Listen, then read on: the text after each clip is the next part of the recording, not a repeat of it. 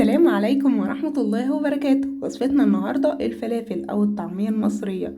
مين فينا لما بيشم ريحتها في الشارع بيبقى يعني بتطير العقل بجد. بصوا شكلها تحفة وطريقتها سهلة وبسيطة وتقدري تعمليها في البيت، أنضف وأوفر وأرخص، وكمان أضمن من بره بكتير. شايفين؟ يلا بينا نشوف الطريقة والمقادير وكمان الأسرار والتكات اللي تخليها مقرمشة من بره ومحتفظة بطراوتها من جوه، وكمان طريقتها ان شاء الله تكون بسيطة وميسرة عليكم بإذن الله. اول حاجة بنات، جبت نص كيلو من الفول المدشوش من عند العطار، اهو ده بيكون شكله. هبتدي انقيه كويس جدا الاول، يكون فيه اي شوائب اي حاجات ما يعني مش تمام. وبعد كده هغسله في المية الجارية تحت الحنفية يعني، وبعد كده هنقعه مدة حوالي 12 ساعة. يعني أنا نقعته من بالليل وتاني يوم العصر ابتديت أشتغل فيه. تمام، بس طول الفترة دي يا بنات مش سايباها في مية منقوعة وخلاص، لا، كل فترة كده بقوم كبة المية وشطفاه وملي عليها مية تاني. بس نخلي بالنا لأن الفول بينفش، فطبعا نحطه في مكان او طبق كبير. شايفين؟ اول ما اجيب الفولايه كده امسكها في ايدي وتتقطم بسهوله، يبقى كده انا وصلت للي انا محتاجاه. تمام، معايا ربطه ونص من الكرات اهو زي ما انتم شايفين، ده كرات بلدي. الربطه بتاعتي كانت صغيره فعشان كده بقول لكم ربطه ونص. لو الربطه بتاعتك كبيره هتحتاجي ربطه واحده بس. عودين من الكزبره والبقدونس، وما تكتريش عن كده، وما تحطيش شبت علشان ما يغمقلهاش خالص تبقى غامقه. كمان معايا بصلايه متوسطه متقطعه، وكمان معايا 4 فصوص توم او 5 فصوص توم من الكبار. طبعا بيكون صحيح بس انا عندي في الفريزر متفرز زي ما انتم شايفين كده ابيض وزي الفل. هبتدي كده احط كل المكونات على بعضها. طبعا انتي لو عندك المفرمة اليدوي اللي هي بتاعت اهالينا واجدادنا زمان هتبقى معاكي حلوة برضو، ولو عندك المفرمة الكهرباء برضو هتديكي نتيجة حلوة قوي. بس انا حبيت اعمل بالمتاح عندي، انا عندي الكبة هعمل بيها. ابتديت اقطع كل المكونات زي ما انتم شايفين كده. ممكن علشان تسهلي على نفسك اكتر تقطعي او تخرطي البصل والخضار اقصر او اصغر من كده، بس انا بحب كده، يعني بحب احس بطعم الاكل شويه. دي حاجه يعني يعتبر اذواق. تمام، انا ما حطيتش توابل لحد دلوقتي خالص. نكمل مع بعض يا بنات علشان انا بقول في الفيديو اسرار وحاجات هتخلي النتيجه الافضل في الاخر. هبتدي كده احط كمية بسيطة.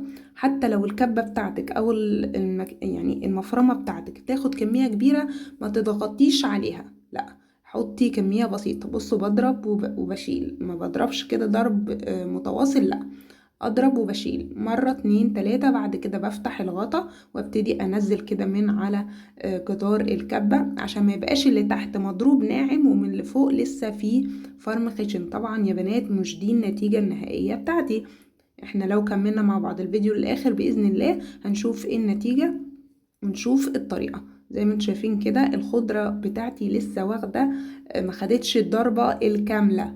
تمام، هبتدي اضيف معلقة مية تمشي معايا برضو الخلاط. انا معايا نص كوباية مية زي ما انتم شايفين كده، هشتغل بيها النص كيلو كله. تمام، مش هضيف النص كوباية مية زي ما انتم شايفين، بضيف معلقة بمعلقة، ما زودش اكتر عشان ما تبقاش لينة معايا. بصوا هكمل بقى كل الكمية. ده اول وش يا بنات، انا لسه دي مش النتيجة النهائية، ده بالنسبة لي اول وش. تمام، هكمل كميتي كلها وبعد كده نرجع تاني. خلصت كميتي اول وش اهو.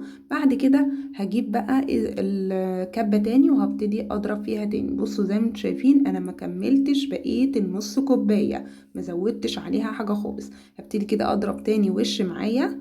عايزة تضربيها وشين 3 4 زي ما انت حابة، بس لحد ما توصلي للقوام اللي انت حباه. في ناس بتحبه اللي هو زي الجاهز بالظبط، كل واحد زي ما هو حابب. تمام، برضو في المرحلة التانية هبتدي اضيف واحدة واحدة، ما تقلش على الكبة بتاعت. بصوا بضيف معلقة بمعلقة. للأمانة برضو أنا حطيت نص كوباية بالتدريج على كل نص كيلو في الدورين اللي أنا عملته. أنا عملت وش أولاني وبعد كده عملت وش تاني. أنا استخدمت نص كوباية مية، تمام، وكمان معلقة زيادة مية. دي للأمانة. تمام، ممكن ما تاخدش معاكي اكتر من نص كوباية. بصوا يا بنات، برضو ممكن نخلي ولادنا يساعدونا فيها اهي. برضو اهم حاجة ما تضربيش ضرب ورا بعضه علشان الموتور بتاع الكبة او المفرمة اللي انت بتعمليه فيها. انا قصده ان يكون الخضرة بتاعتي باينة كده، بحس ان هي طعمها بيكون احلى. طبعا لو عايزة تفرميها اكتر براحتك، عايزة تديها وش عن الوش ده براحتك. اعرف ازاي ان هي جاهزة كده؟ بصوا اول ما اعملها كده اهو، ما بتنزلش ميه وما بتفرفطش معايا ومتبقاش مفرولة كده. بصوا اهو، هبتدي اعمل كده زي ما انتم شايفين كده، ولا بتفرول ولا بتفك. ممكن كمان اقسمها في اكياس. زي ما انتم عارفين احنا لحد دلوقتي ما حطيناش توابل نهائي. ممكن نقسمها في اكياس نحطها في الفريزر. لو هتفرزيها ما تضيفيش عليها اي توابل خالص. زي ما انتم شفتوا كده، كل واحدة بقى بتقسم على حسب ما يعني أفراد أسرتها. أنا عمل معايا حوالي 5 أكياس بالمنظر ده، وببططها كده رفيع، بحيث ان انا لما اطلعه من الفريزر اسيبه يفك على الرخامة بسرعة. مش هتاخد مني حوالي ربع ساعة 10 دقايق، مش اكتر من كده. انما لو سبتيها في كيسة بقى مكورة كده هتاخد معاكي وقت زيادة. لسه يا بنات معايا برضو كيس كمان اهو، ده الكيس السادس.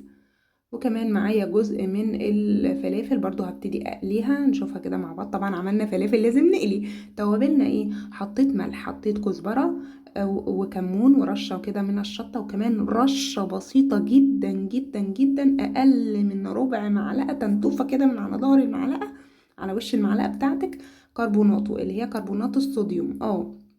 تمام، ما تكتريش فيها اهو. وابتدي اقلب فيها بالشوكة واقلب فيها بايدي. دي سر من الاسرار تخليها مش مكتومة ونافشة معاكي. تمام. سر تاني كمان يا بنات علشان تطلع معاكي حلوة، الزيت. الزيت لازم يكون سخن جدا. تمام. بعد كده هتبتدي تنزلي الفلافل بتاعتك، بتكوريها بقى. عايزة تجيبي طبق تحطي فيه سمسم وكزبرة ناشفة او الكزبرة اللي هي الصحيحة حطي، بس انا الولاد عندي صراحة ما بيحبوهاش كده، فانا حبيت اعملها كده. شايفين الزيت ناشف وكمان ما فيهوش اي رواسب خالص من الفلافل. الفلافل بتاعتي ما رصبتش خالص ولا نزلت اي حاجه. بصوا اهو. تمام. انا يا بنات اللي فيه ده انا كنت قاليه بطاطس قبلها، فدي بواقي بطاطس يعني مش بواقي فلافل خالص. تمام. لو حابه زي ما قلت لك تضيفي سمسم على الوش براحتك خالص. بصوا جميله جدا يا بنات وريحتها جميله قوي. طيب علشان ما تطلعش معايا طريه اعمل ايه؟ اول حاجه، اول ما احطها في الطاسه لازم تكون الطاسه بتاعتي سخنه جدا. تمام، دي اول حاجه. ثانيا، بعد ما تاخد لون من تحت ابتدي اهدي عليها، تبقى النار متوسطه، واقلب كده واحده واحده واطلعها على مصفى عشان تصفي الزيت. ما تنسيش اللايك، والسلام عليكم.